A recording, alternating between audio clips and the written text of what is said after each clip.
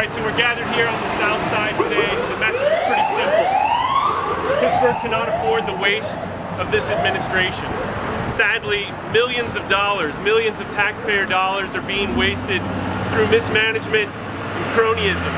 And in these difficult times, Pittsburgh needs a mayor who can and who will do better than this.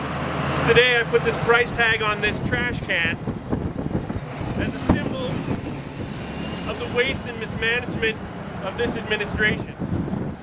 It represents the first step in trying to solve problems as far as waste and mismanagement. So it's a price tag on waste and mismanagement. I start with this overpriced trash can because I've been out knocking on doors, and we have heard in Elliott, in the Southside Slopes, in the Southside Flats, we've heard in the War Streets and in Brighton Heights, we've heard in Squirrel Hill, my home neighborhood of Highland Park, and in the West End in Sheridan. We've heard that people are disgusted with the wasteful spending of this administration as symbolized by this trash can. Sadly, however, this overpriced trash can is just the tip of the iceberg. We have here a chart. Take a look at it. This chart, it's not new news. It's a pattern. This trash can is, as I said, the tip of an iceberg. It's part of a larger pattern. This administration wastes money on contracts, over $800,000 worth of waste on contracts, this trash can being one of them. Over $300,000 in unavoidable buyouts for personnel here in the city of Pittsburgh.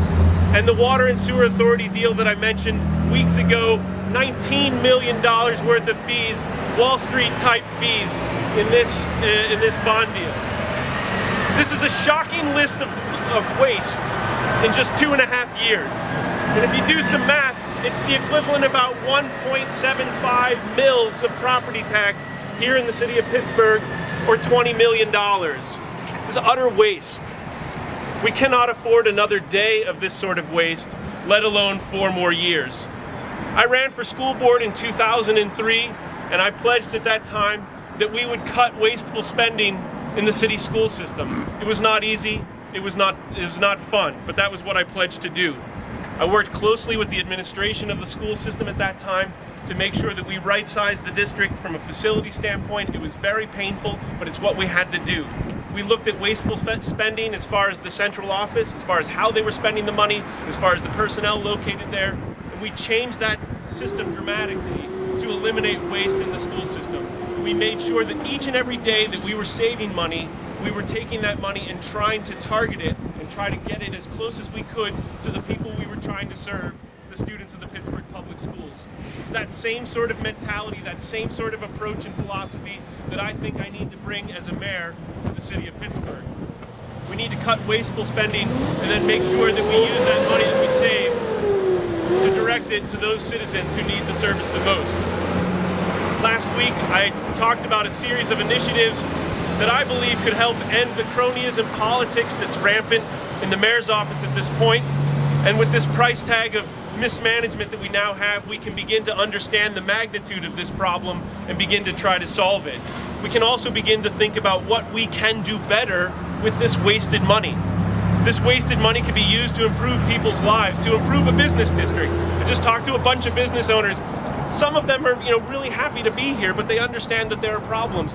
Millions of dollars wasted could have been spent in better managing the police resources that we need here for the South Side. Somebody said, why spend money on the trash cans? Spend it on the sidewalks first.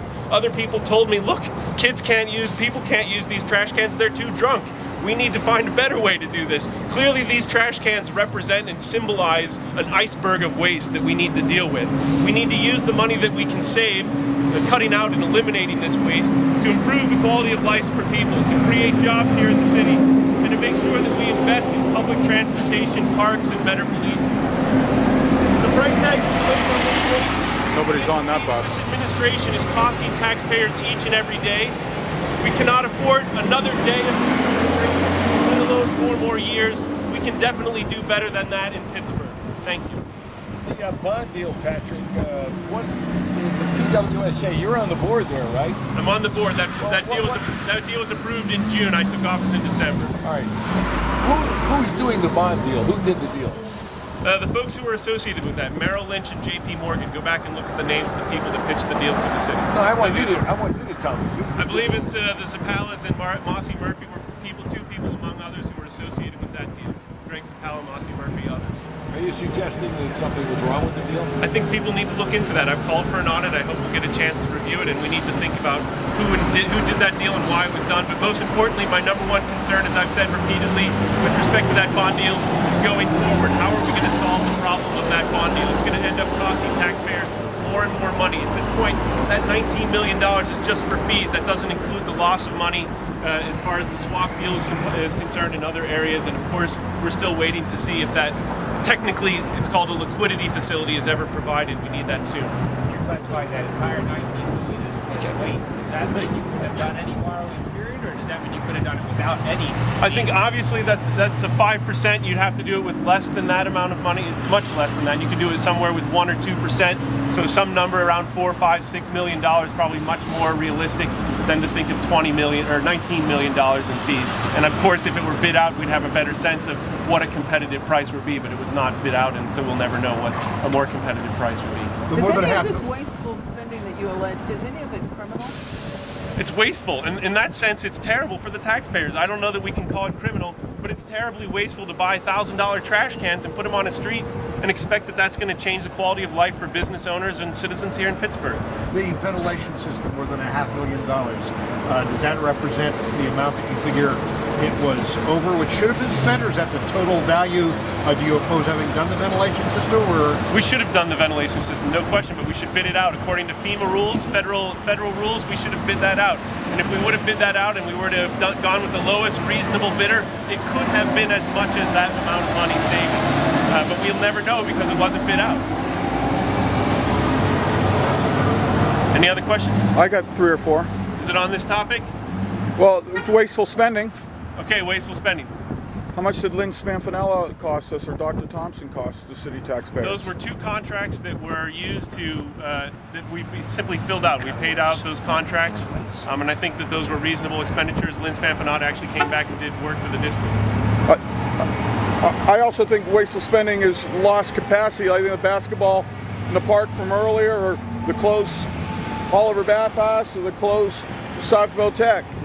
Again, wasteful spending. If we find a way to cut waste, and I'm arguing that this is just the tip of the iceberg. We'll be back with more discussion of what we think waste is and how we can find it and eliminate it. But then if we start to make sure that we find that waste, eliminate it, and generate the savings, that money can be then put into debt, into pensions. It can be put into better services for people each and every day. That's the goal that needs to be achieved.